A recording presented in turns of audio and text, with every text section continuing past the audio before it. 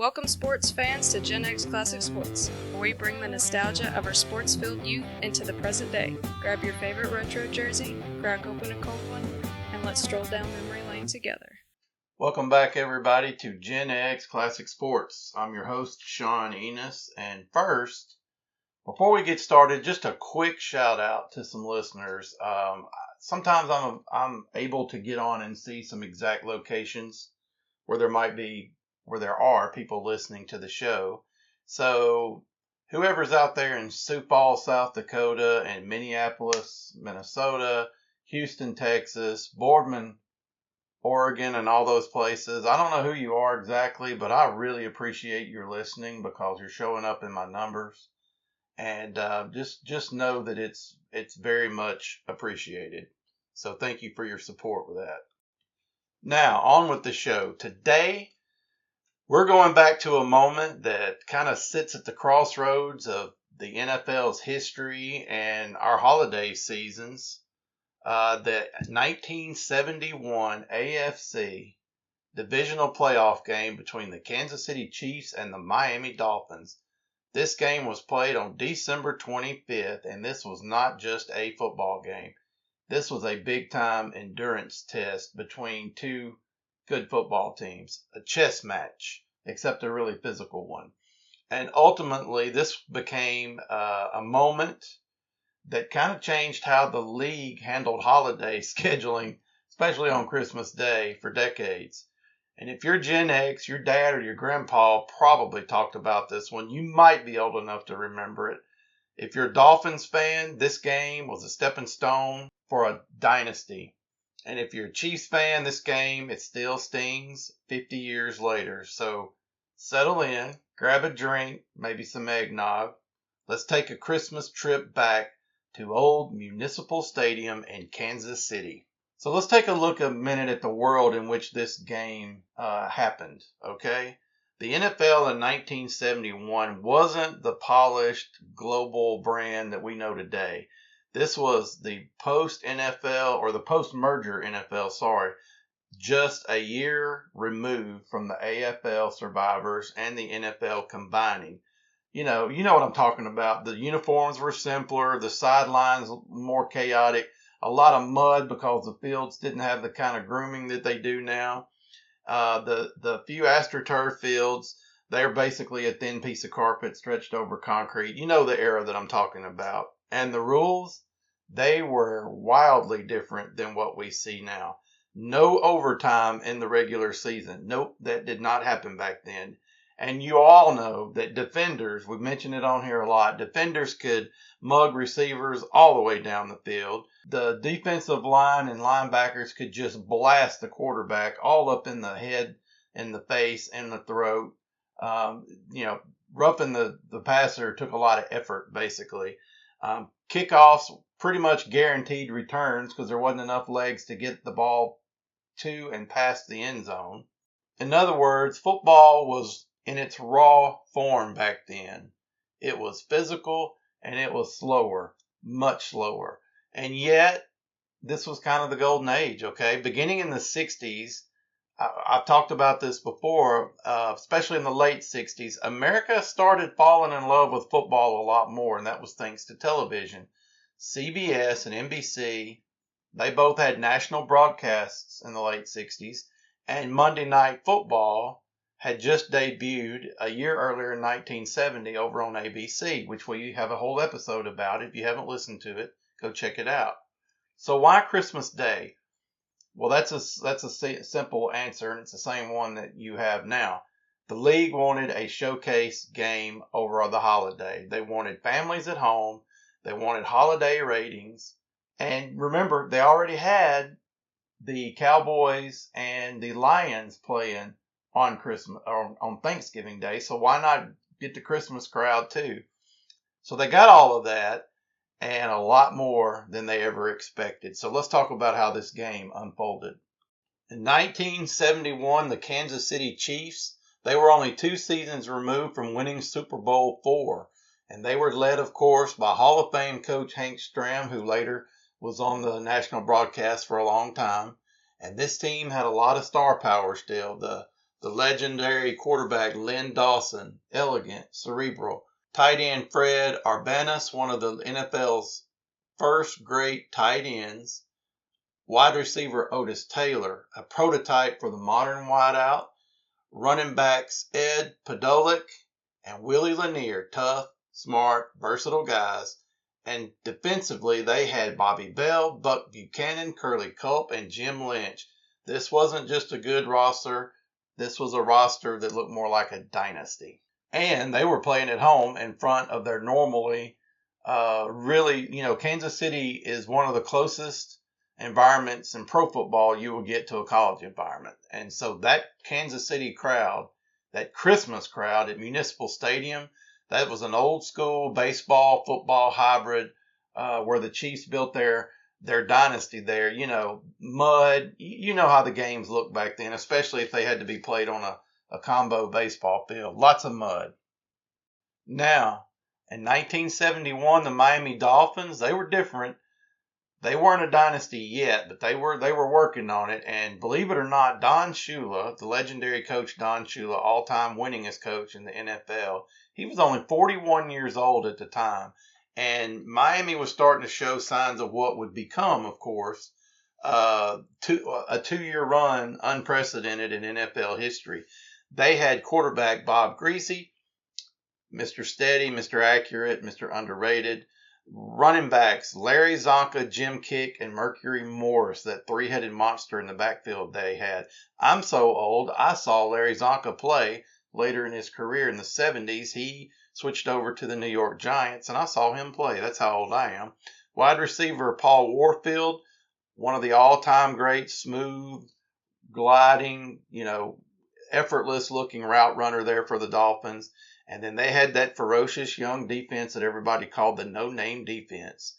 They were so good that collectively that not one name necessarily stood out. So they were tough, fast, very physical, and they were ascending in the pecking order of the NFL. And this was a collision course between, a team on the way up and sort of an established team, a previous Super Bowl winner that was trying to hang on for one more title. So that's a great matchup always.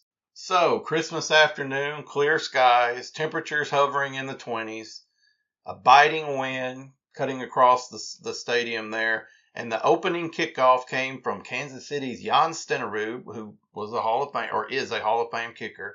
And he's one of the first true soccer style kickers in the NFL. And on that opening kickoff, immediately Miami set the tone. Dick Anderson, who was the Dolphins all-pro safety, he took the kick and he returned it deep into the Chiefs' territory. And within minutes, Miami scored, of course, from short yardage on a dive by Larry Zonka. Kansas City 0, Miami 7, and the game wasn't wasting any time getting rolling because the Chiefs, they answered right back. Len Dawson hit Otis Taylor on a play-action pass, and then Ed Podolak, remember that name, he took a short pass, broke a tackle, and sprinted into the end zone. 7-7, and that was just getting started. And if you're familiar with this game, you're probably familiar with the name of Ed Podolak. He was a good player during his career, to be sure. Tough, versatile, a back who did everything, ran, caught, blocked, returned kicks, whatever was asked of him. But on Christmas Day in 1971, he became a legend for this one game. Podolak finished with 85 yards rushing, 110 yards receiving, 153 kick return yards for a grand total of 350 yards in one game out of one person. That remains one of the greatest individual postseason performances ever recorded in NFL history. That dude that day was unstoppable.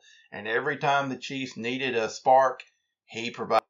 Late in the second quarter, Podolak took another short pass and he cut through the Miami defense for a touchdown. Kansas City took a lead into the game, into the halftime. You can almost imagine people at their Christmas table running. If they didn't get to eat within sight of the TV, maybe they're running into the living room between bites of, turkey or ham, whatever their thing is, checking the score. Probably drove a lot of moms and wives crazy. And this was a holiday afternoon. that suddenly everybody thought instead of watching a football game, maybe they're watching a football game that's more like a heavyweight title fight, all right?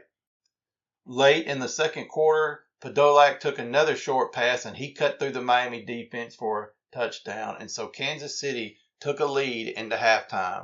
Now, the second half is where the game started turning from sort of a great playoff matchup into legendary endurance marathon type terms. Miami came out methodical. Bob Greasy hit Warfield on a deep pass in the post. Zonka, he powered through arm tackles as usual. The Dolphins tied it up. And then the Chiefs pushed ahead. And then Miami tied it again. Bodies were flying around. Helmets were cracking. Old school pre-rules committee football, folks. Violence, punishment, willpower, all of those great things from football in that era when you had two good teams going at each other. And so midway through the fourth quarter, the Chiefs drove inside the Miami 5-yard line. And Hank Stram, who was known for being a little creative on offense, he called a series of runs, and they couldn't punch it in. So on came Jan Stenerud, one of the most accurate kickers in football history. A chip shot for him, and he missed.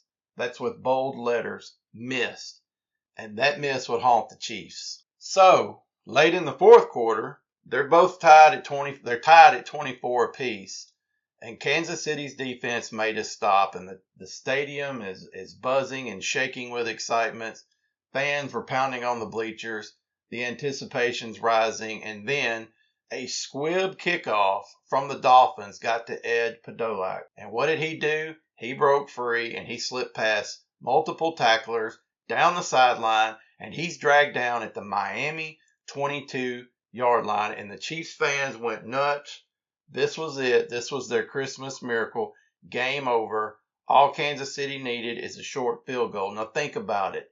Time's running out. You're tied 24-24, and you get a return down to the 22-yard line with a kicker like Jan Stenerud. You think this thing's over. And he lined up, and it got blocked. That's right, blocked with a bold type. The ball swatted back. Regulation ends, tied 24-24.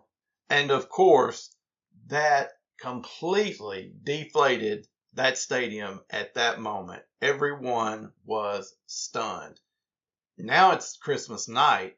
The sun's gone down. The temperature's dropping. And they're headed into overtime. And what you need to remember about this is that overtime did not exist in the NFL regular season in 1971.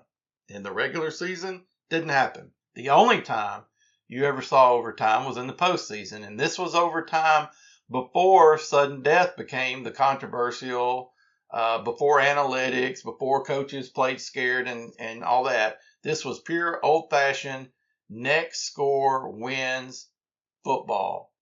In the first overtime period, both teams had their chances. Kansas City got deep into Miami territory, only for Stenerud to miss again, this time from 42 yards. You got to understand, these two misses by Stenerud, a Hall of Fame kicker, and they should not happen whatsoever, neither one of them.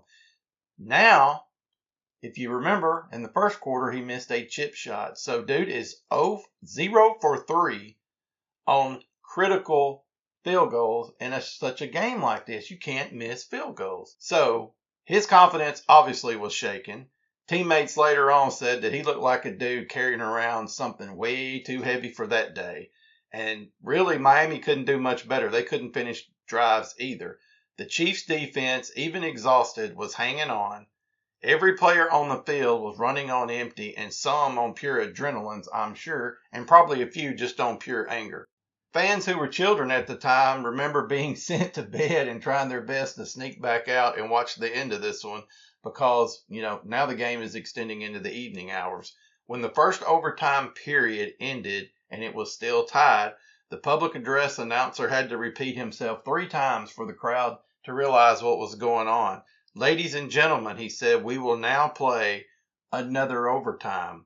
And here's the little history and trivia for the day.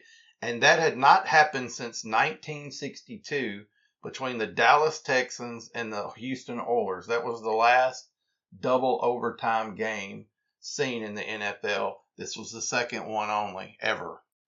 Also, keep in mind that they put 15 minutes back on the clock for that first overtime, and they played to a tie. So they're now kicking off to start their second overtime, which would be their sixth quarter that they're beginning of football. And so when the teams lined up for the sixth quarter of football kickoff, you could see on their faces that they were tired. They had their hands on their hips. There was a lot of steam rising off of a lot of heads on the sidelines. Jerseys were soaked even though it was freezing cold. Kansas City's defense especially was struggling. They were struggling to stay upright. Can you imagine how punishing it would be to have to fight against Zonka, Kick, and Mercury Morris, that rushing attack for that long of a game?